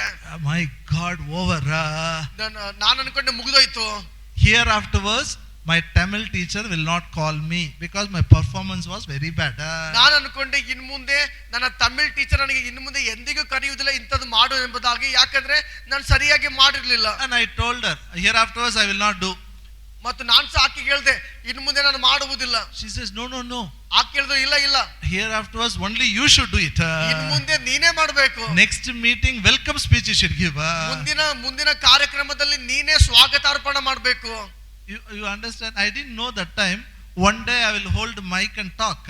ಮತ್ತು ಆ ದಿನದಲ್ಲಿ ನನಗೆ ಗೊತ್ತಿರಲಿಲ್ಲ ಒಂದು ದಿನ ನಾನು ಮೈಕ್ ಹಿಡ್ಕೊಂಡು ನಾನು ಈ ತರ ಹೇಳ್ತೀನಿ ಎಂಬುದಾಗಿ. Then every competition, if it is talking in Tamil, she will write my name. ಮತ್ತು ಅದಾದ ಮೇಲೆ ಪ್ರತಿಯೊಂದು ಸ್ಪರ್ಧೆಗಳಲ್ಲಿ ತಮಿಳಿನಲ್ಲಿ ಮಾತಾಡುವುದಾದ್ರೆ ನನ್ನ ಹೆಸರು ಹೇಳ್ತಾ ಇದ್ದಳು. Debate compulsory for me. Everywhere you should put my name. ಮತ್ತು ಒಂದು ತಮಿಳು ಒಂದು ಡಿಬೇಟ್ ನಲ್ಲಿ ನನ್ನ ಹೆಸರು ಹಾಕ್ತಾ ಇದ್ರು. The purpose of education is to bring the gift and talents inside us. It should come out. ಮತ್ತು ಆ ವಿದ್ಯಾಭ್ಯಾಸದ ಒಂದು ಉದ್ದೇಶವೇನೆಂದರೆ ನಮ್ಮಲ್ಲಿರುವಂತಹ ವರಗಳು ಮತ್ತು ತಲಾಂತುಗಳು ಹೊರಗಡೆ ಬರುವುದಕ್ಕಾಗಿ. Why we keep so many competitions? Your gifts and talents should come out. ನಾವು ಯಾಕೆ ಅನೇಕ ಸ್ಪರ್ಧೆಗಳನ್ನು ಇಡ್ತೇವೆ? ನಿಮ್ಮ ತಲಾಂತುಗಳು ಹೊರಗಡೆ ಬರಲಿ ಎಂಬುದಾಗಿ. See, for children, your studies is a work of the Lord. God has given you a hand. ಮತ್ತು ಮಕ್ಕಳಿಗೆ ನಿಮ್ಮ ಒಂದು ವಿದ್ಯಾಭ್ಯಾಸವು ಅದು ಒಂದು ದೇವರ ಕೆಲಸವಾಗಿದೆ, ದೇವರು ಕೊಟ್ಟಿದ್ದಾನೆ. God gave it, so you should study. ಮತ್ತು ದೇವರು ಕೊಟ್ಟಿದ್ದಾನೆ, ಅದಕ್ಕಾಗಿ ನೀವು ವಿದ್ಯಾಭ್ಯಾಸ ಮಾಡಬೇಕು. You are not studying because your parents have put you there. ಮತ್ತು ನಿಮ್ಮ ತಂದೆ ತಾಯಿಗಳು ಅಲ್ಲಿ ಹಾಕಿದ್ದಾರೆ ಎಂಬುದಾಗಿ ನೀವು ವಿದ್ಯಾಭ್ಯಾಸ ಮಾಡ್ತಾ ಇಲ್ಲ. When I finished my degree, when I completed, before the result came, I got a job. ಮತ್ತು ನನ್ನ ಡಿಗ್ರಿ ನಾನು ಮುಗಿಸಿದಾಗ ನನ್ನ ಒಂದು ಫಲಿತಾಂಶ ಬರುವುದಕ್ಕಿಂತ ಮುಂಚೆನೆ ನನಗೆ ಕೆಲಸ ಸಿಕ್ಕಿತು. I worked in 2-3 places. ನಾನು 2-3 ಸ್ಥಳಗಳಲ್ಲಿ ನಾನು ಕೆಲಸ ಮಾಡಿದೆ. I worked as a sales rep. ಮತ್ತು ನಾನು ಈ ಒಂದು ಮಾರಾಟ ಪ್ರತಿನಿಧಿಯಾಗಿ ಕೆಲಸ ಮಾಡಿದೆ. I used to go house to house, shop to shop, talk. ಮತ್ತು ನಾನು ಮನೆಗೆ ಹೋಗಿ ನಾನು ಮಾತಾಡ್ತಾ ಇದ್ದೆ. Typist. Then I started learning how to write letters. ಮತ್ತು ಟೈಪಿಸ್ಟ್ ಆಗಿ ಕೆಲಸ ಮಾಡಿದೆ, ಪತ್ರಗಳು ಹೇಗೆ ಬರಬೇಕೆಂಬುದಾಗಿ ನೋಡಿದೆ. Then my parents said, no, you don't work. We will have our own business. ಮತ್ತು ನನ್ನ ತಂದೆ ತಾಯಿ ಹೇಳಿದ್ರು ನೀನು ಕೆಲಸ ಮಾಡೋದು ಬೇಡ, ನಾವು ಸ್ವಂತ ವ್ಯಾಪಾರ ಮಾಡೋಣ. 2 years I sat in one shop and did a business. ನಾನು 2 ವರ್ಷ ಒಂದು ಅಂಗಡಿಯಲ್ಲಿ ನಾನು ಕೂತ್ಕೊಂಡು ವ್ಯಾಪಾರ ಮಾಡಿದೆ. Every day, every customer, I'll preach Jesus. ನಾನು ಪ್ರತಿ ದಿನ ಪ್ರತಿಯೊಬ್ಬ ಒಂದು ಕಸ್ಟಮರ್ಗೆ ನಾನು ಯೇಸು ಬಗ್ಗೆ ಸಾರ್ತಾ ಇದ್ದೆ. I will preach whether you come or not. When nobody stopped coming to shop because I'm preaching Jesus. ಮತ್ತು ನಾನು ಯೇಸುವಿನ ಸುವಾರ್ತೆ ಸಾರ್ತಿದ್ದೇನೆ ಎಂಬುದಾಗಿ ಹೇಳಿ ಯಾರು ನನ್ನ ಅಂಗಡಿಗೆ ಬರುವುದನ್ನು ನಿಲ್ಲಿಸಲಿಲ್ಲ. They'll tell my brother, always your brother talks only about Jesus. You see, everybody he tells Jesus. ಅವರು ನನ್ನ ಅಣ್ಣನಿಗೆ ಹೇಳ್ತಾರೆ, ನಿನ್ನ ತಮ್ಮನು ಯಾವಾಗಲೂ ಅಂಗಡಿಯಲ್ಲಿ ಯೇಸು ಬಗ್ಗೆನೇ ಹೇಳ್ತಾನೆ ಎಂಬುದಾಗಿ. So wherever you work, wherever you study, that is a place you should preach gospel. ಮತ್ತು ನೀವು ಎಲ್ಲೆಲ್ಲಿ ಕೆಲಸ ಮಾಡ್ತಾ ಇದ್ದೀರೋ, ನೀವು ಎಲ್ಲೆಲ್ಲಿ ವಿದ್ಯಾಭ್ಯಾಸ ಮಾಡ್ತಾ ಇದ್ದೀರೋ ಆ ಸ್ಥಳದಲ್ಲಿ ನೀವು ಸುವಾರ್ತೆಯನ್ನು ಸಾರುವವರಾಗಿರಬೇಕು. And God keeps you and trains you for the future. ಮತ್ತು ದೇವರು ನಿಮ್ಮನ್ನು ಅಲ್ಲಿ ಇಟ್ಟು ಮತ್ತು ಭವಿಷ್ಯತ್ತಿಗಾಗಿ ನಿಮಗೆ ತರಬೇತಿ ಮಾಡ್ತಾನೆ. Before I started a business, I was a very reserved person. No, I will not talk with anybody. ನಾನು ಈ ಮಾರಾಟ ಪ್ರತಿನಿಧಿಯಾಗುವುದಕ್ಕಿಂತ ಮುಂಚೆ ನಾನು ಯಾರಿಗೂ ಮಾತಾಡ್ತಿರಲಿಲ್ಲ, ನನ್ನಷ್ಟಕ್ಕೆ ನಾನೇ ಇರ್ತಾ ಇದ್ದೆ. If my relatives come home, everybody will come and talk. I will not talk. ನನ್ನ ಎಲ್ಲ ಸಂಬಂಧಿಕರು ಮನೆಗೆ ಬರುವುದಾದ್ರೆ ಎಲ್ಲರೂ ಮಾತಾಡ್ತಿದ್ರು, ಆದ್ರೆ ನಾನು ಯಾರೊಟ್ಟಿಗೆ ಮಾತಾಡ್ತಾ ಇರ್ಲಿಲ್ಲ. But God gives you a job to bring your gifts and talents will come out and it can be used for His glory. ಮತ್ತು ದೇವರು ನಿಮಗೆ ಕೆಲಸವನ್ನು ಆತನು ಕೊಡುತ್ತಾನೆ, ಯಾಕಂದ್ರೆ ನಿಮ್ಮ ವರಗಳು ನಿಮ್ಮ ತಲಾಂತುಗಳು ಹೊರಗಡೆ ಬಂದು ಅದು ದೇವರಿಗೆ ಮಹಿಮೆಯನ್ನು ಉಂಟು ಮಾಡುವಂತೆ. Then I got a job as a teacher. ಮತ್ತು ನನ್ನ ಶಿಕ್ಷಕನಾಗಿ ನನಗೆ ಕೆಲಸ ಸಿಕ್ಕಿತು. Every small work what you do, you should not think it's a small work. No, it is given by God. You should accept it gladly and you should do it as you serve the Lord. ಮತ್ತು ಪ್ರತಿಯೊಂದು ಕೆಲಸಗಳು ನಮಗೆ ಕೊಡಲ್ಪಡುವಾಗ ಅದು ಚಿಕ್ಕ ಕೆಲಸ ಎಂಬುದಾಗಿ ನಾವು ತಿರಸ್ಕಾರ ಮಾಡಬಾರ್ದು, ಅದನ್ನು ಸ್ವೀಕಾರ ಮಾಡಬೇಕು. ಮತ್ತು ದೇವರು ಕೊಟ್ಟಿರುವಂತ ಕೆಲಸ ಎಂಬುದಾಗಿ ಸಂತೋಷ ಉಳ್ಳವರಾಗಿ ಅದನ್ನು ಮಾಡಬೇಕು. And in that working place you should represent Jesus. You should preach gospel. ಮತ್ತು ಆ ಕೆಲಸ ಮಾಡುವಂತ ಸ್ಥಳದಲ್ಲಿ ನಾವು ಯೇಸು ಕ್ರಿಸ್ತನ ಪ್ರತಿನಿಧಿಯಾಗಿರಬೇಕು, ಯೇಸುವಿನ ಸುವಾರ್ತೆಯನ್ನು ಸಾರುವವರಾಗಿರಬೇಕು. Ephesians 2nd chapter verse 10. ಎಫೆಸ 2ನೇ ಅಧ್ಯಾಯ 10ನೇ ವಚನ. Now we will see New Testament. Okay, ಈಗ ನಾವು ಹೊಸ ಒಡಂಬಡಿಕೆಯಲ್ಲಿ ನೋಡಿಕೊಳ್ಳೋಣ.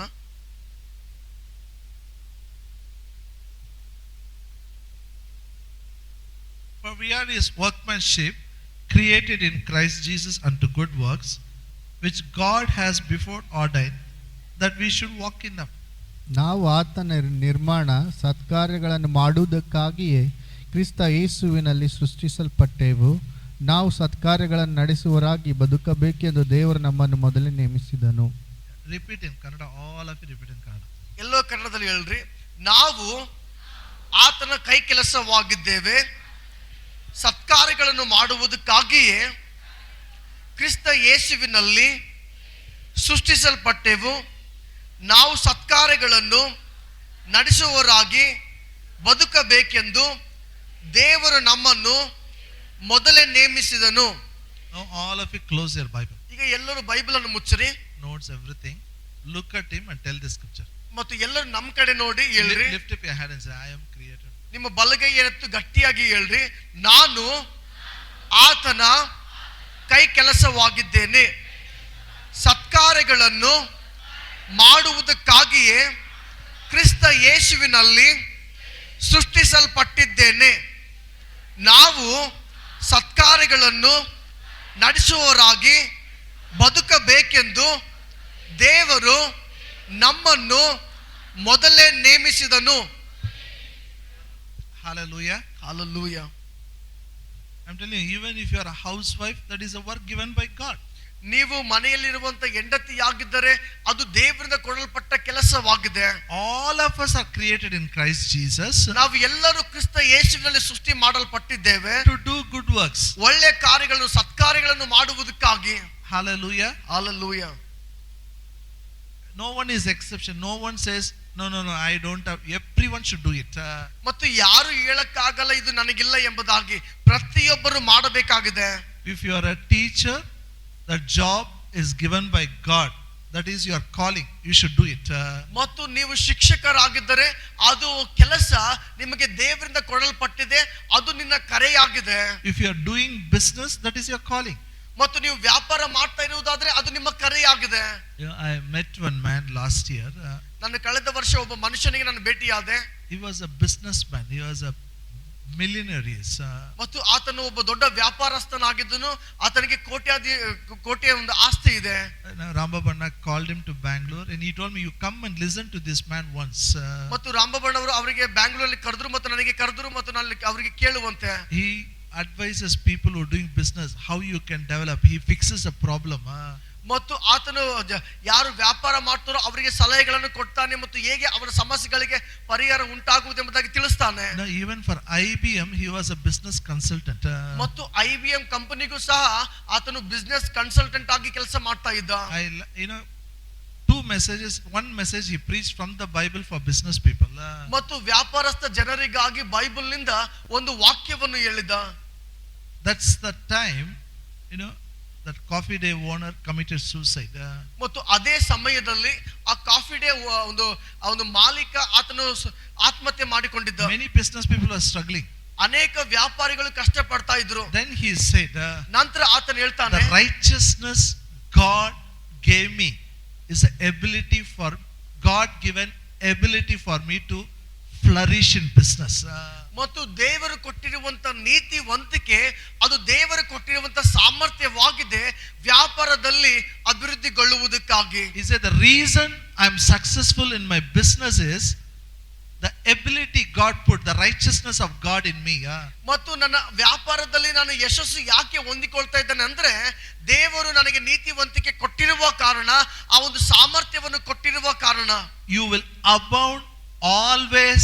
You will abound in God's work because of God's righteousness which is in you. ಮತ್ತು ನೀವು ಯಾವಾಗಲೂ ದೇವರ ಕೆಲಸವನ್ನು ಬಹು ಹೆಚ್ಚಾಗಿ ಆಸಕ್ತಿಯಿಂದ ಮಾಡ್ತೀರಿ, ಯಾಕಂದ್ರೆ ದೇವರ ನೀತಿ, ದೇವರ ಸಾಮರ್ಥ್ಯ ನಿಮ್ಮ ಒಳಗಡೆ ಇದೆ. Hallelujah. Hallelujah. I'm telling you, your shop, you don't only sell, you preach gospel.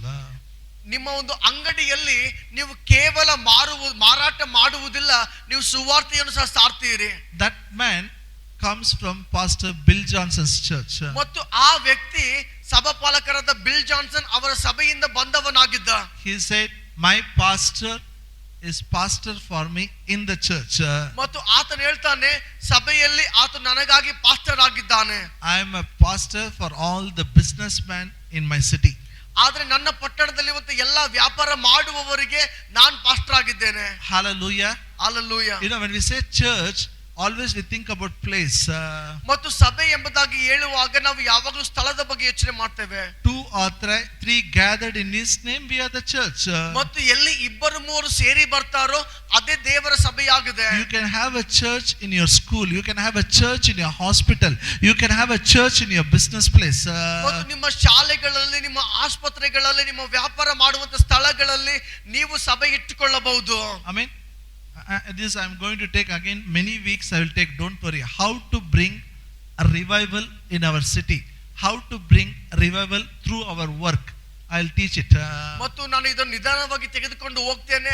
ಮತ್ತು ನಮ್ಮ ಪಟ್ಟಣದಲ್ಲಿ ಮತ್ತು ನಾವು ಕೆಲಸ ಮಾಡುವ ಸ್ಥಳಗಳಲ್ಲಿ ನಾವು ಹೇಗೆ ಉಜ್ಜೀವನವನ್ನು ತರಬಹುದು ಎಂಬುದಾಗಿ. That man asked, if any business people is there, if you have a doubt, you ask me. ಮತ್ತು ಆ ವ್ಯಕ್ತಿ ಕೇಳಿದ, ಇಲ್ಲಿ ಯಾರಾದರೂ ವ್ಯಾಪಾರ ಮಾಡುವವರು ಇರುವುದಾದ್ರೆ, ನಿಮಗೆ ಯಾವುದೇ ಸಮಸ್ಯೆಗಳು ಇರುವುದಾದ್ರೆ ನೀವು ಕೇಳ್ರಿ ಎಂಬುದಾಗಿ. I was surprised to see the wisdom of God in that man. ಮತ್ತು ಆ ವ್ಯಕ್ತಿಯ ಮೇಲೆ ಇರುವಂತ ಒಂದು ದೇವರ ಜ್ಞಾನವನ್ನು ನೋಡಿದಾಗ ನನಗೆ ಬಹಳ ಆಶ್ಚರ್ಯ ಉಂಟಾಯಿತು. Any question anybody asks, he gives a solution like that. ಮತ್ತು ಯಾರೋ ಯಾವುದೇ ಪ್ರಶ್ನೆಯನ್ನು ಕೇಳುವುದಾದ್ರೆ, ಸಂಶಯಗಳು ಕೇಳುವುದಾದ್ರೆ ಆತನು ಉತ್ತರಗಳನ್ನು ಹೇಳ್ತಾ ಇದ್ದ. And he says the reason is Christ is my righteousness. ಮತ್ತು ಆತನು ಹೇಳ್ತಾನೆ, ಕಾರಣ ಏನೆಂದರೆ ಕ್ರಿಸ್ತನು ನನ್ನ ನೀತಿಯಾಗಿದ್ದಾನೆ. I have a God given ability. ನನ್ನಲ್ಲಿ ದೇವರ ಸಾಮರ್ಥ್ಯವಿದೆ. Amen. So don't think about your job very low. It is a God given job. You can bring revival through your job. ಮತ್ತು ನಿನ್ನ ಕೆಲಸವನ್ನು ಬಹಳ ಚಿಕ್ಕದು ಎಂಬುದಾಗಿ ನೋಡಬೇಡ. ಮತ್ತು ಆ ಕೆಲಸ ದೇವರು ನಿನಗೆ ಕೊಟ್ಟಿರುವಂತದ್ದಾಗಿದೆ ಮತ್ತು ನಿನ್ನಿಂದ ಆ ಸ್ಥಳದಲ್ಲಿ ಉಜ್ಜೀವನ ಬರುವುದಕ್ಕಿದೆ. One question I will still remember. One man asked him, brother, how should I calculate tithe in my business? How should I calculate tithe and give tithe? ಮತ್ತು ಒಬ್ಬ ವ್ಯಕ್ತಿ ಪ್ರಶ್ನೆ ಕೇಳಿದ, ಹೇಗೆ ನನ್ನ ಒಂದು ಲಾಭದಲ್ಲಿ ನಾನು ದಶಾಂಶ ಕೊಡಬಹುದು? Whether I should give from my profit or I should give from my income. ನನ್ನ ಇನ್ಕಮ್ ಪ್ರಾಫಿಟ್. ಓಕೆ, ನನ್ನ ಲಾಭದಲ್ಲಿ ನಾನು ಕೊಡಬಹುದಾ ದಶಮ ಭಾಗ, ಅಥವಾ ಪೂರ್ಣ ಆದಾಯದಲ್ಲಿ ಕೊಡಬೇಕಾ? Are you with me? Profit means you write all the expenditure, you deduct what comes of profit, we give. ಮತ್ತು ಈ ಒಂದು ಲಾಭ ಅಂದ್ರೆ ನಾವೆಲ್ಲ ಒಂದು ಖರ್ಚು ಮಾಡಿದೆಲ್ಲ ಬರಿತೇವೆ, ಅದರಲ್ಲಿ ಏನಿರ್ತದೋ ಅದು ಕೊಡ್ತೇವೆ. That man asked a question. ಆತನು ಕೇಳ್ತಾನೆ ಪ್ರಶ್ನೆ, Do you want God to bless your profit or do you want God to bless your income? ದೇವರು ನಿನ್ನ ಆದಾಯವನ್ನು ಆಶೀರ್ವಾದ ಮಾಡುವುದಕ್ಕೆ ಬಯಸ್ತೀಯಾ ಅಥವಾ ನಿನ್ನ ಲಾಭವನ್ನು ಅಭಿವೃದ್ಧಿ ಆಶೀರ್ವಾದ ಮಾಡೋದಕ್ಕೆ ಬಯಸ್ತೀಯಾ? He says 50% whatever I get in my business I give to God. ಆತನು ಹೇಳ್ತಾನೆ, ನನ್ನ ಒಂದು ವ್ಯಾಪಾರದಲ್ಲಿ ಏನೆಲ್ಲ ಆದಾಯ ಬರ್ತದೋ 50% ನಾನು ಕೊಡ್ತೇನೆ. Many people are jealous about me how I am prospering. ಮತ್ತು ಅನೇಕರು ನನ್ನ ಬಗ್ಗೆ ಹೊಟ್ಟೆ ಕಿಚ್ಚು ಪಡ್ತಾ ಇದ್ದಾರೆ, ಹೇಗೆ ನಾನು ಅಭಿವೃದ್ಧಿ ಹೊಂದ್ತಾ ಇದ್ದೇನೆ ಎಂಬುದಾಗಿ. Hallelujah. This will happen when you say, no, this job is given by God. I will do it as if, as if you are serving God. You will prosper, and people will be surprised. ಮತ್ತು ಇದು ಯಾವಾಗ ಆಗ್ತದಂದ್ರೆ, ಈ ಕೆಲಸವು ದೇವರಿಂದ ಕೊಡಲ್ಪಟ್ಟದಾಗಿದೆ ಎಂಬುದಾಗಿ ತಿಳಿದು ನಾವು ಆ ದೇವರಿಗಾಗಿ ಕೆಲಸ ಮಾಡುವುದಾದ್ರೆ ಜನರು ಆಶ್ಚರ್ಯವಾಗ್ತಾರೆ. Now listen to me. ಕೇಳ್ರೆ, What I'm saying is not something new. It is from the beginning. ಮತ್ತು ನಾನು ಯಾವುದನ್ನು ಹೇಳ್ತಾ ಇದ್ದೇನೋ ಇದು ಹೊಸದಲ್ಲ, ಇದು ಆದಿಯಿಂದಲೂ ಇರುವಂತದ್ದಾಗಿದೆ. That's why I showed from Genesis. ಅದಕ್ಕಾಗಿ ನಾನು ನಿಮಗೆ ಆದಿ ಕಾಂಡದಿಂದ ತೋರಿಸಿದೆ. And I studied it. I studied in the Bible. I'm going to teach you. It will take many weeks for me to teach the subject. ಮತ್ತು ನಾನು ಇದನ್ನು Bible ಅಲ್ಲಿ ನಾನು ವಿದ್ಯಾಭ್ಯಾಸ ಮಾಡಿದ್ದೇನೆ, ಬೈಬಲ್ ಅನ್ನು ಅಭ್ಯಾಸ ಮಾಡಿದ್ದೇನೆ ಮತ್ತು ಅನೇಕ ವಾರಗಳವರೆಗೆ ನಾನು ಇದನ್ನು ಕಲಿಸಿಕೊಂಡು ಹೋಗ್ತೇನೆ. Even Martin Luther, he wrote like this: every Christian, his job is God's call for his life. ಮತ್ತು ಮಾರ್ಟಿನ್ ಲೂಥರ್ ಅವರು ಸಹ ಬರೆದಿದ್ದಾರೆ, ಪ್ರತಿಯೊಬ್ಬ ಕ್ರೈಸ್ತನಿಗೆ ಕೊಡಲ್ಪಟ್ಟಿರುವಂತ ಕೆಲಸವು ದೇವರ ಕರೆಯಾಗಿದೆ ಎಂಬುದಾಗಿ. If you are an electrician, that is God's call. You should serve. You should serve as an electrician. ಮತ್ತು ನೀವು ಎಲೆಕ್ಟ್ರಿಷಿಯನ್ ಆಗಿ ಕೆಲಸ ಮಾಡ್ತಾ ಇರುವುದಾದ್ರೆ ಅದು ದೇವರ ಕರೆಯಾಗಿದೆ. ನೀವು ದೇವರ ಕರೆಯಲ್ಲಿ ಅದರಂತೆ ನೀವು ಕೆಲಸ ಮಾಡಬಹುದು. That is why you see people, wherever Protestant Reformation took place, they'll excel in job. They'll be the best. ಮತ್ತು ಅದಕ್ಕಾಗಿ ಮತ್ತು ಎಲ್ಲೆಲ್ಲಿ ಪ್ರೊಟೆಸ್ಟೆಂಟ್ ಈ ಒಂದು ರಿವೈವಲ್ ಉಂಟಾಗಿದೆ, ಅಲ್ಲಿ ಎಲ್ಲರೂ ಒಂದು ದೇವರ ಮಕ್ಕಳು ಯಾವ ಕೆಲಸ ಮಾಡ್ತಾ ಇದ್ರು ಆ ಕೆಲಸದಲ್ಲಿ ಅವರೇ ಬಹಳ ಉತ್ತಮರಾಗಿದ್ದರು. Even non-Christians, they prefer Christians to work. These people come and work, they'll do work properly. ಮತ್ತು ಕ್ರೈಸ್ತರಲ್ಲದವರು ಸಹ ಕ್ರೈಸ್ತ ಜನರಿಗೆ ಕೆಲಸ ಕೊಡುವುದಕ್ಕಾಗಿ ಬಯಸ್ತಾರೆ, ಯಾಕಂದ್ರೆ ಇವರಿಗೆ ಕೆಲಸ ಕೊಟ್ಟಾಗ ಇವರು ಉತ್ತಮವಾಗಿ ಮಾಡ್ತಾರೆ ಎಂಬುದಾಗಿ. I'll tell one testimony and close it. ನಾನು ಒಂದು ಸಾಕ್ಷಿಯನ್ನು ಹೇಳಿ ನಾನು ಮುಗಿಸ್ತೇನೆ. Listen to me. We had one man in our church. Now he is not there. ನಮ್ಮ ಸಭೆಯಲ್ಲಿ ಒಬ್ಬ ಮನುಷ್ಯನಿದ್ದನು, ಈಗ ಇಲ್ಲ ಆತನು. He was only 10th standard. He studied up to 10th standard. ಅವರು 10ನೇ ಕ್ಲಾಸ್ ತನಕ ಮಾತ್ರ ಓದಿದವರಾಗಿದ್ರು. Born in a very poor family. ಬಹಳ ಬಡು ಕುಟುಂಬದಿಂದ ಆತನು ಹುಟ್ಟಿದವನಾಗಿದ್ದ. They didn't have a piece of land or house, hut, nothing they had. ಅವರಿಗೆ ಚಿಕ್ಕ ಜಾಗ ಕೂಡ ಇರಲಿಲ್ಲ, ಒಂದು ಗುಡಿಸಲು ಸಹ ಇರಲಿಲ್ಲ. Born in one village. ಒಂದು ಹಳ್ಳಿಯಲ್ಲಿ ಹುಟ್ಟಿದ. Some more 10th standard he completed. ಹೇಗೋ 10ನೇ ಕ್ಲಾಸ್ ಆತನು ಮುಗಿಸಿದ. Then he came to Chennai. ನಂತರ ಚೆನ್ನೈಗೆ ಬಂದ. He worked as a kinner boy in this earth movers. These JCB missions are there. There like a boy assistant he worked.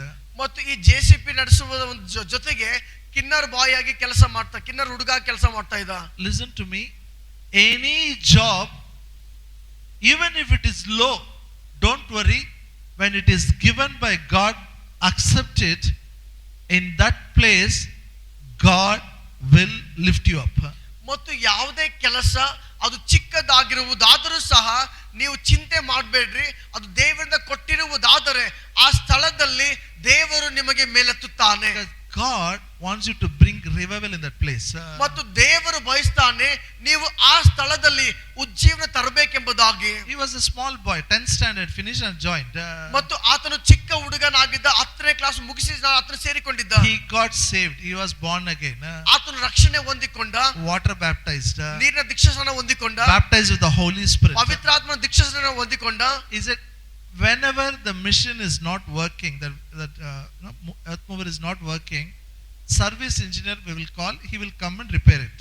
ಮತ್ತು ಯಾವಾಗ ಆ JCB ಕೆಲಸ ಮಾಡ್ತಾ ಇರ್ಲಿಲ್ವೋ, ಅವನು ಮಷಿನ್ ಕೆಲಸ ಇರ್ತಿತ್ತೋ, ಅವನು ಸರ್ವಿಸ್ ಇಂಜಿನಿಯರ್ ಬಂದು ಅದು ರಿಪೇರಿ ಮಾಡ್ತಾ ಇದ್ದ. Whenever they repair, I will watch, I will see how they are repairing it. ಮತ್ತು ರಿಪೇರಿ ಮಾಡುವಾಗ ಈತನು ಸಹ ನೋಡ್ತಾ ಇದ್ದ ಹೇಗೆ ರಿಪೇರಿ ಮಾಡ್ತಾರೆ. That man doesn't know English, okay? ಆತನಿಗೆ ಇಂಗ್ಲಿಷೇ ಗೊತ್ತಿಲ್ಲ. He doesn't know maths also much. ಆತನಿಗೆ ಮ್ಯಾಥಮೆಟಿಕ್ಸ್ ಗೊತ್ತಿಲ್ಲ. Always will be seeing it some sir. ಆತನು ಯಾವಾಗಲೂ ನೋಡ್ತಾ ಇದ್ದಂತೆ. By seeing, he learned how to repair the machine.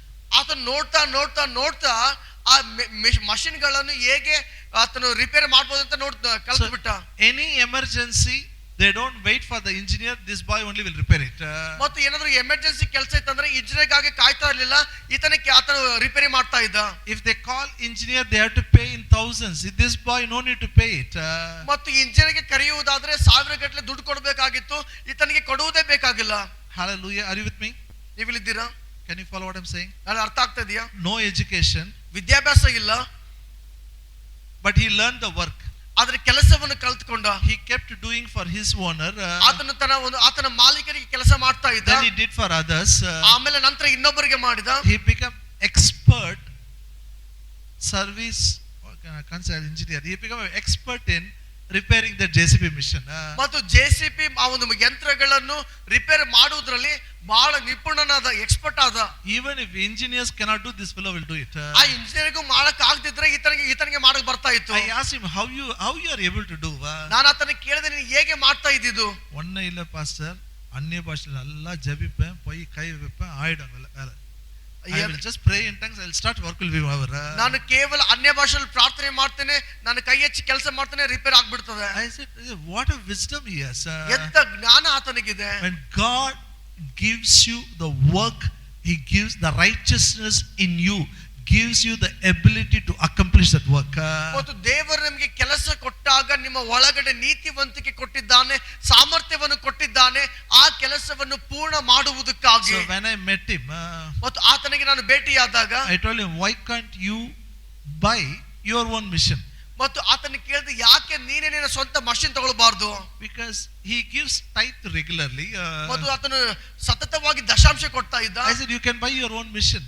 ಮತ್ತು ನಾನು ಹೇಳಿದೆ, ನೀನು ಸ್ವಂತ ಒಂದು ಮಷಿನ್ ತಗೋ. He says, I don't have so much money. ಆತ ಹೇಳಿದ, ನನಗೆ ಅಷ್ಟು ಹಣ ಇಲ್ಲ. That is not a problem. ಅದು ಚಿಂತೆ ಇಲ್ಲ. If you believe, you will have. ನೀನು ನಂಬಿದ್ರೆ ಅದಾಗ್ತದೆ. When he was here, he purchased a machine. ಆತನು ಇಲ್ಲಿದ್ದಾಗ ಒಂದು machine ತಗೊಳ್ತಾನೆ. Now he has 4 machines, 4 trucks. He has built a big house in his native place. ಮತ್ತು ಈಗ ಆತನಲ್ಲಿ 4 JCB ಮಷಿನ್ಗಳಿವೆ, 4 ಟ್ರಕ್ಗಳಿವೆ. ತನ್ನ ಸ್ವಂತ ಊರಲ್ಲಿ ಆತನ ಮನೆಯನ್ನು ಕಟ್ಟಿದ್ದಾನೆ. He is a millionaire now. ಈಗ ಆತನು ಲಕ್ಷಗಟ್ಟಲೆ ಆತನಿಗೆ ದುಡ್ಡಿದೆ. When he started, he was only 10th standard boy. He was a helper. ಮತ್ತು ಆತನು ಪ್ರಾರಂಭ ಮಾಡಿದಾಗ 10ನೇ ಕ್ಲಾಸ್ ಹುಡುಗನಾಗಿದ್ದ, ಕೇವಲ ಒಂದು ಕಿನ್ನರ್ ಬಾಯ್ ಕೆಲಸ ಮಾಡ್ತಾ ಇದ್ದ. Hallelujah. Hallelujah. What I'm trying to tell. ನಾನು ಏನು ಹೇಳೋದಕ್ಕೆ ಬಯಸ್ತಾ ಇದ್ದೇನೆ, when God gives you any work, don't say I don't want it. ದೇವರು ಯಾವುದೇ ಕೆಲಸವನ್ನು ಕೊಡುವಾಗ ನನಗೆ ಬೇಡ ಎಂಬುದಾಗಿ ಹೇಳಬೇಡ್ರಿ. Any job is not a bad job. ಯಾವುದೇ ಕೆಲಸ ಅದು ಕೆಟ್ಟ ಕೆಲಸವಲ್ಲ. Because God gives job. ಯಾಕಂದ್ರೆ ದೇವರು ಕೆಲಸವನ್ನು ಕೊಡ್ತಾನೆ. Say in Kannada, all of you. ಎಲ್ಲ ಕನ್ನಡದಲ್ಲಿ, ದೇವರು ಕೆಲಸವನ್ನು ಕೊಡುತ್ತಾನೆ. And the revival comes through your job. ಮತ್ತು ನಿಮ್ಮ ಕೆಲಸದ ಮೂಲಕ ಉಜ್ಜೀವನ ಬರ್ತದೆ. How it will come? How it will come? ಅದು ಹೇಗೆ ಬರ್ತದೆ? You will preach gospel. ನೀವು ಸುವಾರ್ತೆ ಸಾರಬೇಕು. How we can do still more? ಇನ್ನು ಹೇಗೆ ಹೆಚ್ಚಾಗಿ ಮಾಡಬೇಕು? We will learn later. ನಾವು ಮತ್ತೆ ಕಲಿತುಕೊಳ್ಳೋಣ. Shall we all stand up? ನಾವೆದ್ದಿಕೊಳ್ಳೋಣ. Shall we all stand up? ನಾವೆದ್ದಿಕೊಳ್ಳೋಣ. I want you to thank God. Whatever work He has given, whatever, even if you're a housewife, thank God He has given a family. ಮತ್ತು ನಿಮಗೆ ಏನೆಲ್ಲ ಕೆಲಸ ದೇವರು ಕೊಟ್ಟಿದ್ದಾನೋ, ನಿಮಗೆ ಏನೆಲ್ಲ ಜವಾಬ್ದಾರಿಗಳು ದೇವರು ಕೊಟ್ಟಿದ್ದಾನೋ ಅದಕ್ಕಾಗಿ ವಂದನೆ ಸಲ್ಲಿಸಿರಿ. ನೀವು ಮನೆಯಲ್ಲಿರುವಂತ ಹೆಂಡತಿ ಆಗಿರುವುದಾದ್ರೂ ಸಹ ನೀವು ಅದಕ್ಕಾಗಿ ದೇವರಿಗೆ ವಂದನೆ ಸಲ್ಲಿಸಿರಿ. Thank God for, if you are a student, thank God. Many people are unable to go to college. You are able to go to college. ಮತ್ತು ನೀವು ವಿದ್ಯಾರ್ಥಿಗಳಾಗಿರುವುದಾದ್ರೆ ಮತ್ತು ನೀವು ದೇವರಿಗೆ ವಂದನೆ ಸಲ್ಲಿಸಿರಿ. ಅನೇಕ ವಿದ್ಯಾರ್ಥಿಗಳು ಕಾಲೇಜ್ಗೆ ಹೋಗಕ್ಕೆ ಆಗ್ತಾ ಇಲ್ಲ, ಆದ್ರೆ ದೇವರು ನಿಮಗೆ ಹೋಗುವಂತೆ ಮಾಡಿದ್ದಾನೆ. In your college you will preach gospel. ಮತ್ತು ನಿಮ್ಮ ಕಾಲೇಜಿನಲ್ಲಿ ನೀವು ಸುವಾರ್ತೆಯನ್ನು ಸಾರ್ತೀರಿ. All of us are created in Christ Jesus to do good works. ನಾವು ಎಲ್ಲರೂ ಯೇಸು ಕ್ರಿಸ್ತನಲ್ಲಿ ಒಳ್ಳೆ ಕಾರ್ಯಗಳನ್ನು ಮಾಡುವುದಕ್ಕಾಗಿ ನಾವು ಸೃಷ್ಟಿಸಲ್ಪಟ್ಟವರಾಗಿದ್ದೇವೆ. Jesus is coming soon. ಯೇಸು ಬೇಗ ಬರ್ತಾ ಇದ್ದಾನೆ. All of us will have a reward. ನಮ್ಮ ಎಲ್ಲರಿಗೂ ಬಹುಮಾನವಿರುತ್ತದೆ.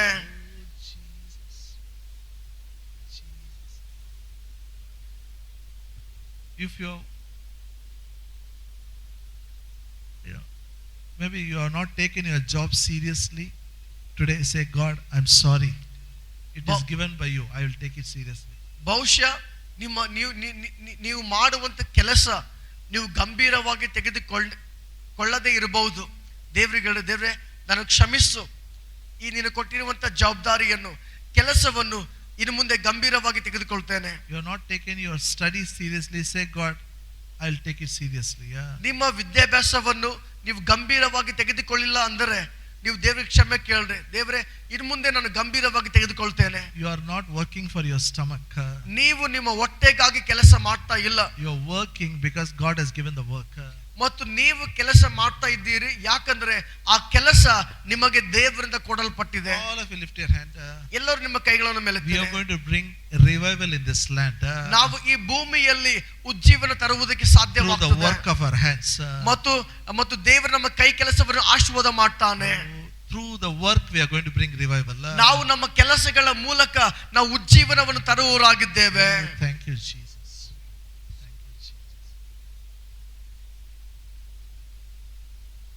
ಸ್ತೋತ್ರ ಕರ್ತನೆ. ಅಪ್ಪ, ನನಗೆ ಸ್ತೋತ್ರ. ತಂದೆಯಾದ ದೇವರೇ, ಯೇಸು ಕ್ರಿಸ್ತನ